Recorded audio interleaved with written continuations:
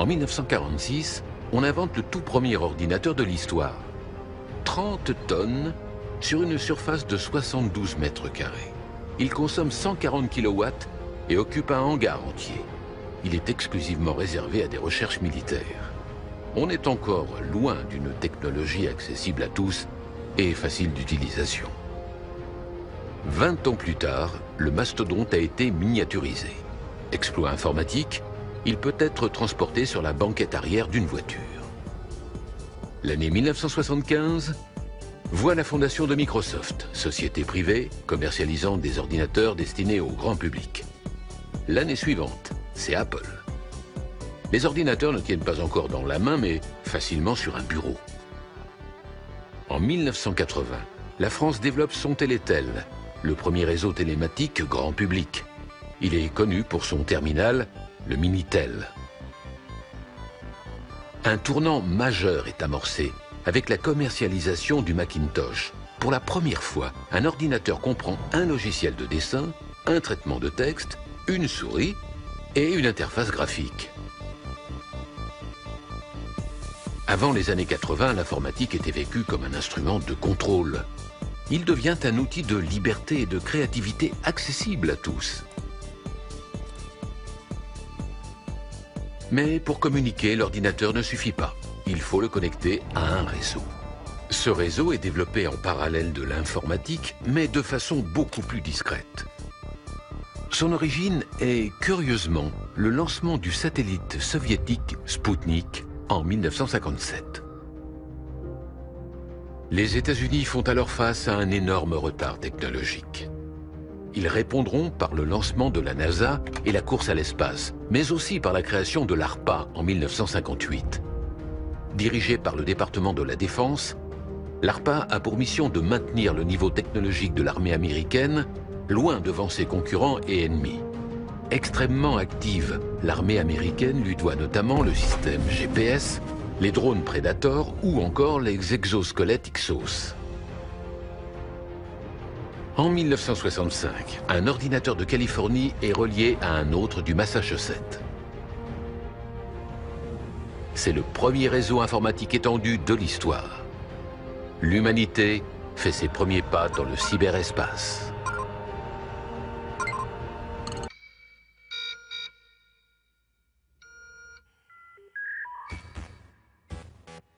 Deux ordinateurs distants ont été connectés. C'est déjà bien, mais ce n'est qu'un début. L'idée est de créer un réseau sous forme de grande toile. On sait qu'un système centralisé est vulnérable, car la destruction de son noyau provoque l'anéantissement des communications. C'est à ce moment qu'entre en scène Lawrence G. Roberts. Roberts est un informaticien, physicien et mathématicien américain. Ayant intégré l'ARPA, il élabore un projet appelé ARPANET en 1967. Ancêtre d'Internet, son objectif est d'arriver à transmettre une information d'un ordinateur à un autre en passant par un réseau téléphonique. Le 29 octobre 1969, l'année du premier pas sur la Lune, le premier message est envoyé. Il est 22h30. L'instant est historique. Après avoir parcouru des centaines de kilomètres en un éclair, le message s'affiche. LO. Il s'agit des deux premières lettres du mot login. Mais la connexion a échoué et la fin du mot est tronquée. Le jour du premier message est donc aussi celui du premier problème de connexion. Puis on rajoute deux ordinateurs au réseau. 4 postes informatiques distants forment le noyau du futur Internet. Rapidement, on cherche à sécuriser les connexions, à les alléger. Le meilleur moyen est de découper les messages sortants en plusieurs morceaux, chacun plus léger, donc plus facile à envoyer. Expédiés séparément, ils sont recomposés à l'arrivée sur l'ordinateur destinataire. Un nouveau protocole appelé TCP/IP augmente la sécurité de ce découpage en morceaux et garantit leur bonne livraison.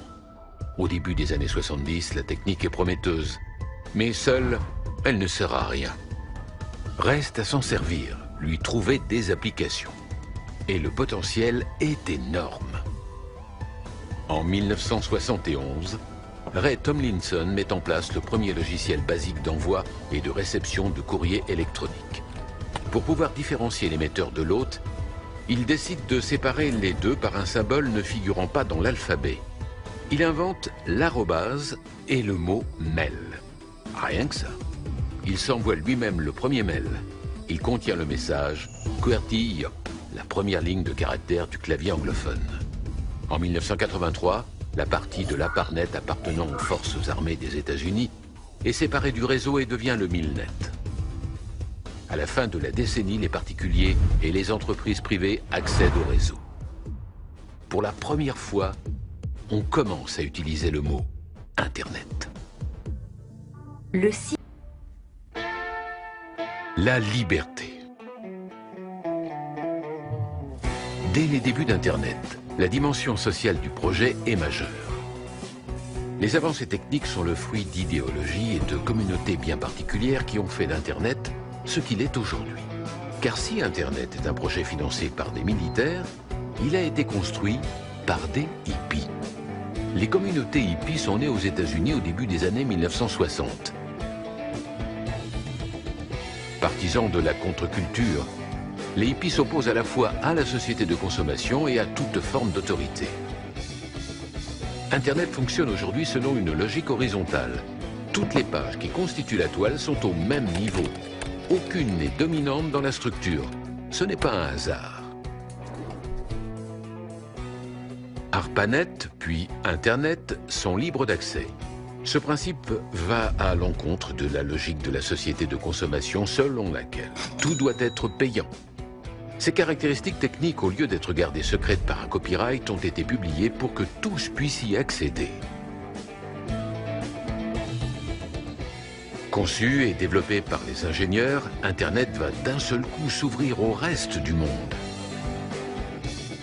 Mais pour le grand public, la technologie ne suffit pas. Il faut qu'elle soit accessible, ergonomique, intuitive.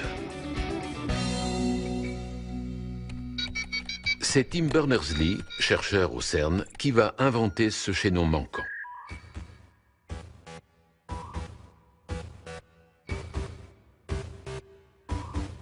Il imagine un Internet doté d'une interface graphique. Son utilisation pourrait être facilitée par un système de liens cliquables. Appelés liens hypertextes, ces boutons permettraient de naviguer d'une page à l'autre sans avoir à taper la moindre ligne de code. À l'aide d'un petit programme d'édition, n'importe quel utilisateur pourrait créer son propre site et l'héberger au sein d'un système mondial. Le 13 mars 1989, Tim Berners-Lee synthétise cette vision sur un mémo qu'il donne à son supérieur. Ce dernier annote, vague mais excitant, Tim Berners-Lee à carte blanche. Le 6 août 1991, il annonce la création du World Wide Web, des protocoles HTTP et FTP et du langage HTML. Le web est né. Le tout premier site hébergé sur un serveur du CERN est mis en ligne. C'est un mode d'emploi du web. Hébergé sur l'ordinateur de Tim Berners-Lee, il décrit les principales caractéristiques du web, explique comment configurer son propre serveur. Plus important, il donne accès au code source. Chaque personne dans le monde peut récupérer le cœur d'Internet. Personne ne pourra plus le vendre. Par ce geste, Tim Berners-Lee offre le web à l'humanité. Domaine technique et social d'ampleur planétaire, le World Wide Web a dû se doter en 1994 d'un organisme pour gérer son évolution. C'est le World Wide Web Consortium, ou W3C. Son président, Tim Berners-Lee.